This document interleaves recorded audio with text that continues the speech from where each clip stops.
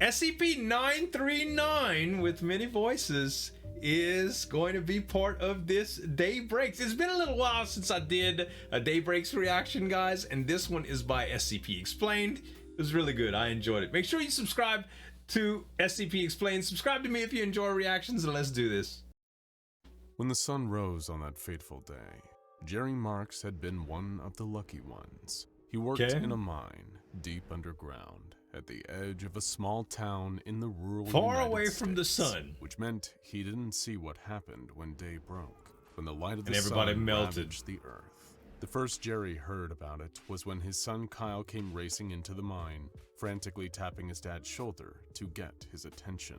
He'd run all the way from their tiny homestead in a blanket, fireproof blanket. Wow. Long enough to block the sunlight from touching any part of Kyle's skin. Smart kid. His older sister, Jerry's daughter Carly, hadn't been so lucky.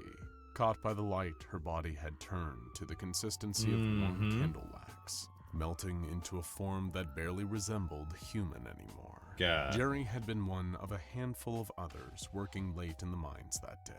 A few thought that young Kyle had made the whole story up and ventured up to the surface and into the light. Careful. Only to meet the same twisted fate. The light morphed their bodies into monstrosities, anyone in the small rural community becoming an amorphous mass of human flesh. Eventually those that stayed behind in the mine heard the voices of their loved ones, their wives, husbands, children. That's how it does. All calling out to Tries to draw you outside. out.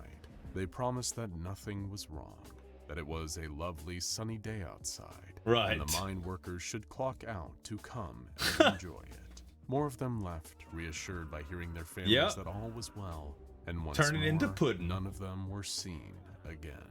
Only Jerry and Kyle were left, and it stayed that way for several months. The father and son had to adapt to life underground, only leaving the mine to forage for food. And only while wearing thick, dirty mining overalls, there's no sure night, not a really, single millimeter of skin was on display. If the sunlight touched them, they'd never make it back alive. They would turn out of the mine to in pudding. his overalls, Jerry had seen the shuffling, melted mass that had once been the townsfolk. He did his best to avoid it as he went house to house. I couldn't remember if there was night sure it never saw him when day breaks. Cupboards and refrigerators. I think it's just constantly sun, right?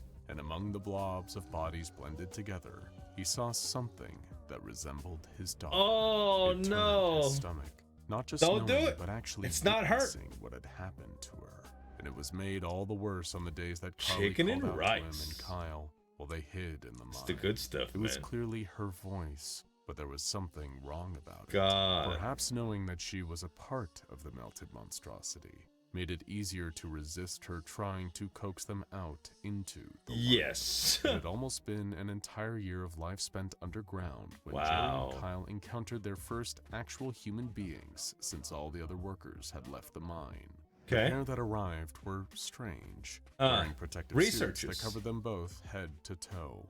Just like Jerry and Kyle had quickly realized, these two were aware that not even the tiniest hint of the sun's unforgiving light could be allowed to reach them. The two approached Jerry and Kyle, seemingly coming in peace, although the father and son remained cautious of the newcomers, making sure they were deep enough in the mine to avoid the sunlight at the stony entrance. The pair of them revealed their faces, confirming they were still fully human, before introducing themselves as Researcher Worth and Sergeant Booker of the SCP Foundation. Sitting down with Jerry, Worth explained what had really happened. He had been working for an organization that contained and studied anomalous creatures and phenomena, the Foundation.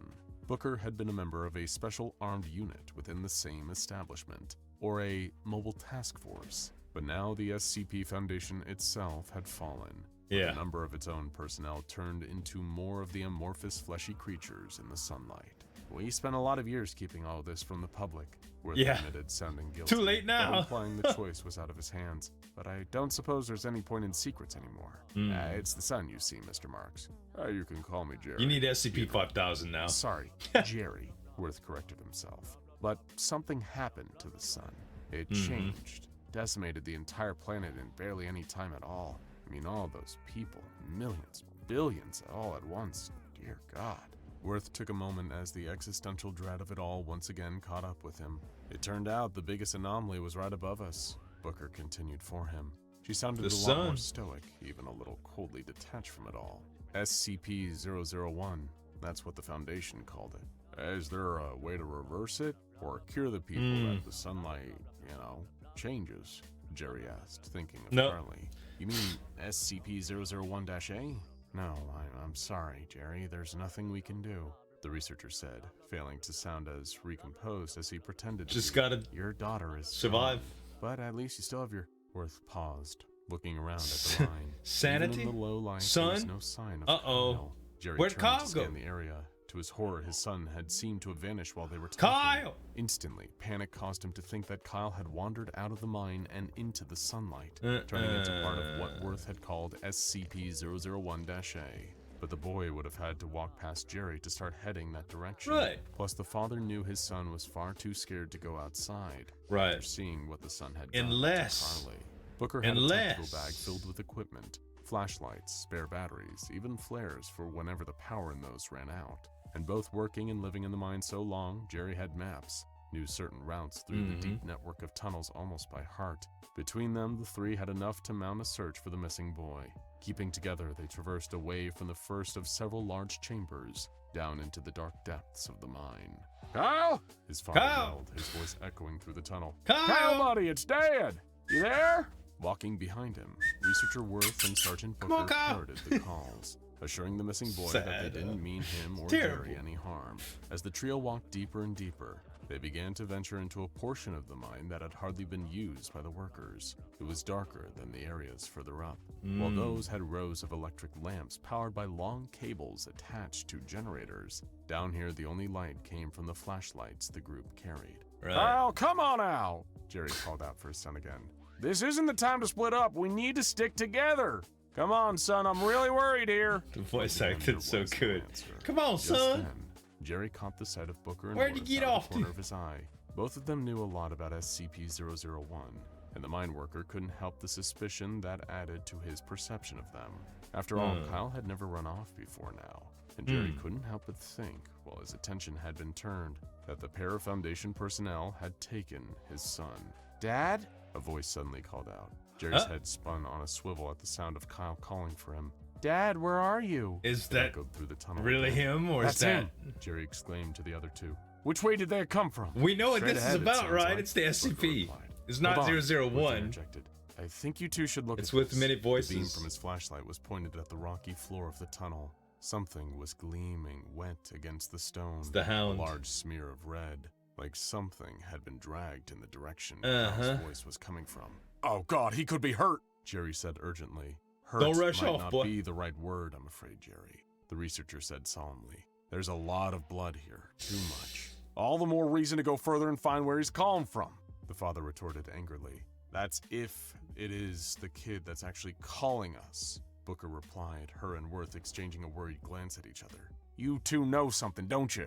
Jerry demanded. Does that thing from the outside, does it have my son too? Dad? Another voice called. Jerry froze, his blood as cold as the mine tunnel he stood in. He hadn't heard that voice in almost a year, but recognized it immediately.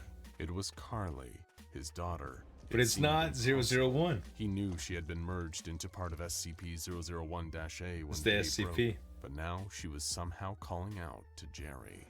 Her voice sounded clearer, like it had used to before she changed, and she wasn't trying to lure her father out into the sunlight either. For a moment, it seemed to Jerry like his daughter had somehow come back. Dad, we're both over here, Carly's voice called again. We need your help, Kyle's stuck. Who's that? Booker whispered. That's Carly, Jerry sniffed, holding back tears. You said your daughter became a part of SCP-001-A, Worth pointed out.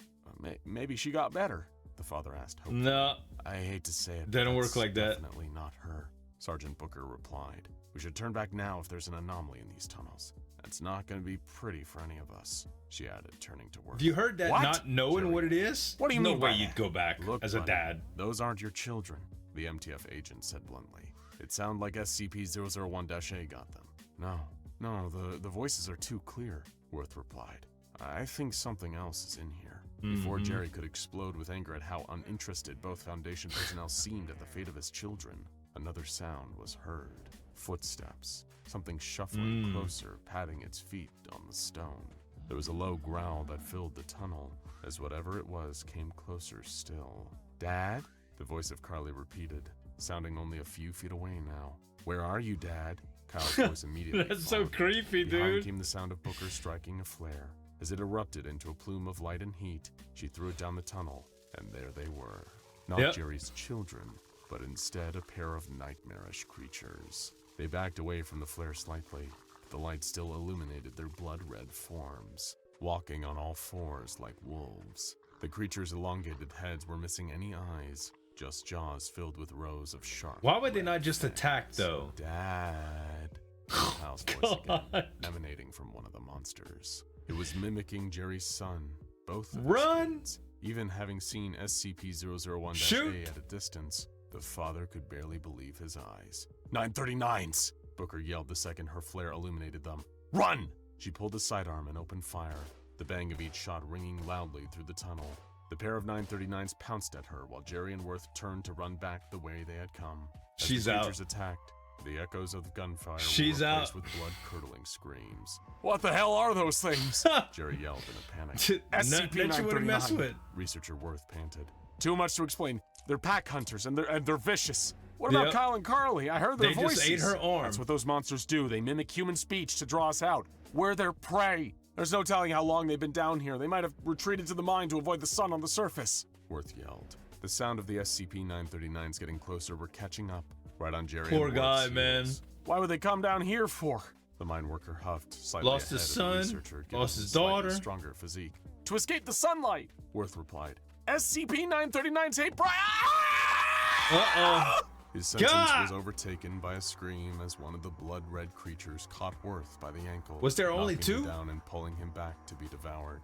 Jerry didn't look back. No, He just Jerry, kept go. running back Go, to the Jerry, tunnel. go. The sound of SCP-939 I mean, you by yourself, calling though? after him and Kyle and Carly's voices made it even harder not to stop and God. turn, even just for a second. But he reminded himself that if he stopped running, then he couldn't lure the creatures out of the mine and into the sunlight. It wasn't how he'd ever wanted to go out. Oh, But maybe man. that way Jerry would see his kids again. Now go You and know? check out SCP-001. Jeez. Talk about a hard choice. I don't know what I'd do to tell you the truth. What would you do? Let me know in the comments, guys. Thanks so much for watching. Listen, make sure to subscribe to SCP Explained. Subscribe to me if you enjoy reactions. Thanks so much for watching. As always, this is Zueljin signing off. We'll see you next time.